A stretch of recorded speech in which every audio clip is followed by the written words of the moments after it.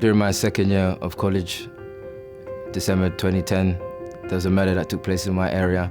4 of my friends were arrested and charged for it and sent to prison. And 2 days after turning 18, I was also arrested for that murder alongside 6 other charges.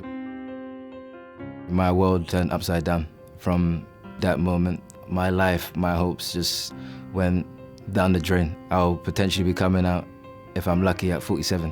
That's me getting a sentence longer than the life I've even lived.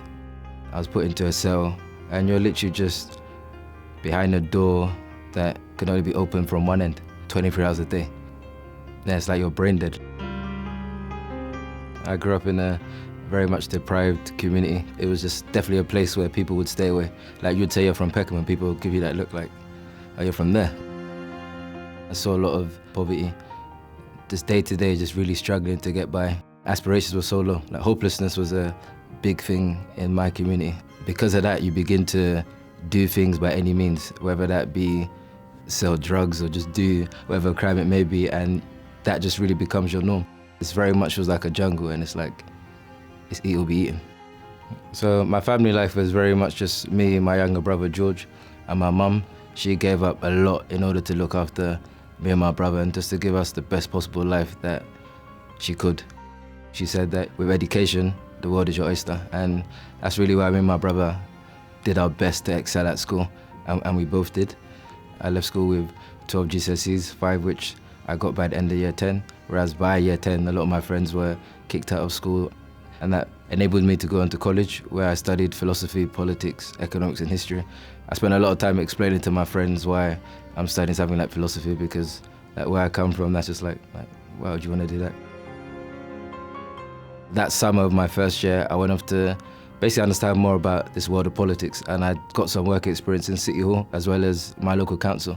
And during that time, I was very much just trying to help practitioners and politicians to just really understand actually the difficulties that a lot of people like me and from my community are facing and how we can overcome them. We have so much talented people who just end up just wasting their lives. So one of the things which I did in prison was my A-levels. Now my legal team at the time were like, you're on a murder charge, like, what are you even talking about? And for me, I was just like, I need to get this done.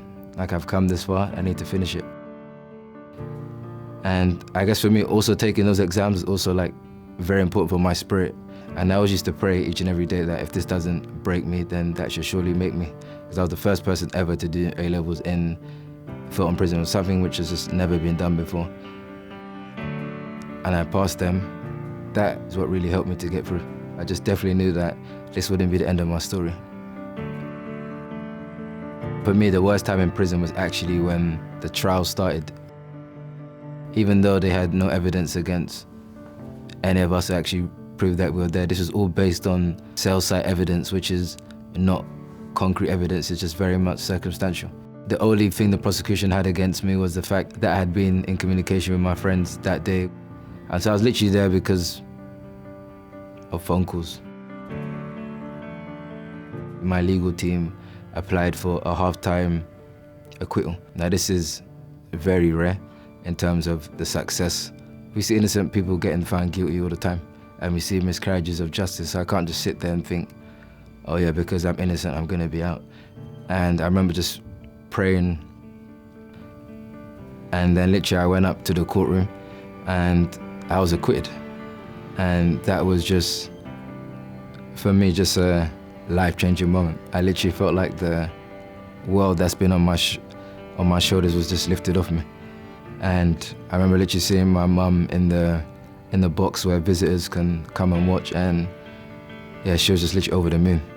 I see my mum up there with like McDonald's in her hands, just like, I was thinking of all things, like, I was waiting for that. But yeah, she was so happy. And yeah, I gave her like a massive hug, as in like I've never done before. That was like a life-changing moment for me, personally. Just to be able to, just be free. As I look back, a lot of the lessons I learned in prison, I still hold on to till today. I wrote a report which is called the Kenny Report, which is very much looking at gangs and social violence and looking at how does politics and economics have a part to play in what happens in these marginalised communities. I launched it in the House of Commons. I had academics referencing my report and even politicians referencing it in parliamentary debates. And for me, that was such a big turning moment in terms of changing my story and changing the narrative about me. And then during that time, I also secured a 3-year scholarship to study law at a private university called BPP. I kept on writing those reports. And the third report I produced was with a team of 24 other young people, and it was the biggest youth-led research piece that's been done in the UK. In terms of society's view on young black men, for me, it's very much driven by the negative stereotypes they see in the media of crime and hoodies. And for me, that whole narrative needs to change. There's so much young black men and women who are actually doing exceptional things despite their circumstances. When writing the story of your life, make sure you're holding the pen and make sure you are the one that's telling your own story.